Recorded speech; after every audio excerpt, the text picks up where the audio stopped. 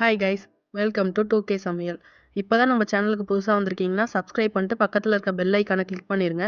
நான் போடுற எல்லா வீடியோவும் உங்களுக்கு நோட்டிஃபிகேஷன் வந்துடும்.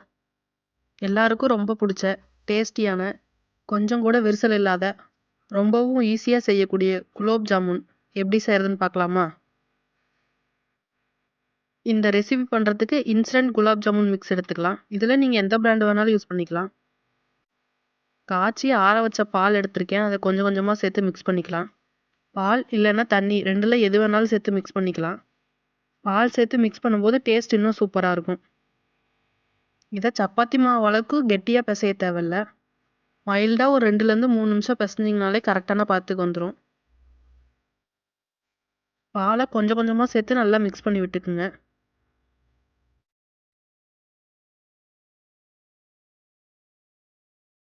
மூணு நிமிஷம் மிக்ஸ் பண்ணதுக்கப்புறம் இந்த மாதிரி பாத்துக்கு வரும்.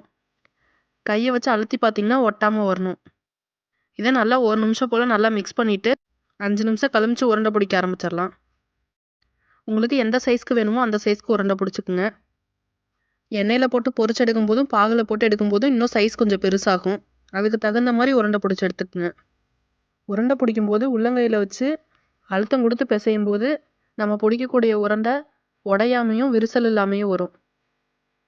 இதே மாதிரி எல்லா உருண்டைகளையும் பிடிச்சி எடுத்து வச்சுக்கலாம். குலோப் ஜாமுன் பொரிக்கிறதுக்கு தேவையான அளவுக்கு எண்ணெய் சேர்த்துக்கலாம். எண்ணெய் காஞ்சதும் நம்ம பிடிச்சி வச்சிருக்க உருண்டைகளை ஒவ்வொன்றா உள்ளே சேர்த்துக்கலாம். மீடியம் ஃப்ளேம்லேயே வச்சுருங்க. 2 சைடும் கோல்டன் ப்ரௌன் கலர் ஆகி வரணும்.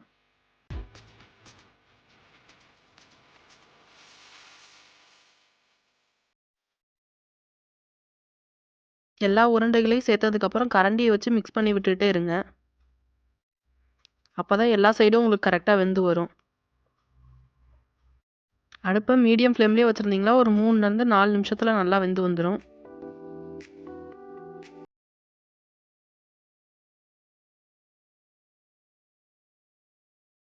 இந்த அளவுக்கு நல்லா கலர் மாதிரி வந்ததுக்கப்புறம் எடுத்து வேறு பிளேட்டுக்கு மாற்றி வச்சுருங்க.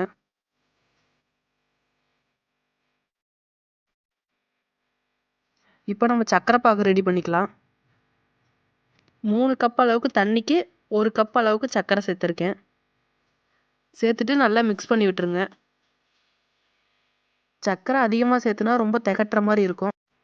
2 கப் அளவுக்கு சர்க்கரை எடுக்கிறீங்கன்னா 2 கப் அளவுக்கு தண்ணி எடுத்துங்க. இல்லைனா 1 கப் அளவுக்கு சர்க்கரை எடுத்தீங்கன்னா 2 கப் அளவுக்கு தண்ணி சேர்த்துக்குங்க. உங்களுக்கு தகுந்த மாதிரி நீங்கள் எடுத்துக்கலாம். சர்க்கரை பாகு ஒத்த கம்பி பதம் வரணும்னு அவசியம் இல்லை. 10 நிமிஷம் நல்லா கொதிச்சு வந்ததுக்கப்புறம் கையில் தொட்டு பார்த்தீங்கன்னா லைட்டாக பிசு பிசுன்னு இருக்க மாதிரி இருக்கும். இது கரெக்டான பதம்.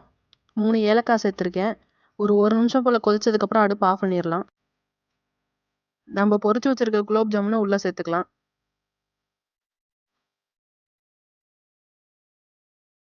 சர்க்கரை பாகு சூடாக இருந்தால் தான் நீங்கள் பொரிச்சு வச்சிருக்கிற குலோப் ஜாமுன் உள்ளே சேர்க்கும் போது சர்க்கரை பாகு நல்லா உள்ளே ஏறி ஜூஸியாக கிடைக்கும் நமக்கு.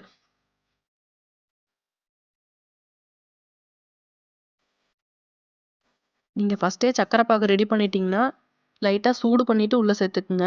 சர்க்கரை பாகு ஆறி இருந்ததுன்னா மேலே மட்டும்தான் ஊறி வந்திருக்கும். உள்ளே உங்களுக்கு வேகாமல் மாவு மாதிரி அப்படியே தான் இருக்கும்.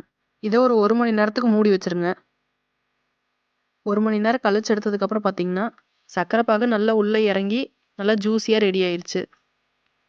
பாருங்கள் எந்த அளவுக்கு ஜூஸியாக இருக்குன்னு. கட் பண்ணுற பாருங்கள் எவ்வளோ சாஃப்டாக இருக்குன்னு. இதை நீங்களும் உங்கள் வீட்டில் ட்ரை பண்ணி பார்த்துட்டு எப்படி இருக்குன்னு கமெண்ட் பண்ணுங்கள். நம்மளோட சேனல் பிடிச்சிருந்தா சப்ஸ்கிரைப் பண்ணி சப்போர்ட் பண்ணுங்கள். உங்களுக்கு எதாவது ரெசிபி வேணுனாலும் கமெண்ட் பண்ணுங்கள்.